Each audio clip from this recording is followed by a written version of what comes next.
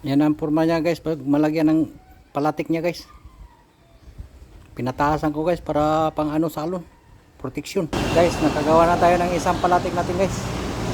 Yung isa naman yung gawin natin ngayon guys.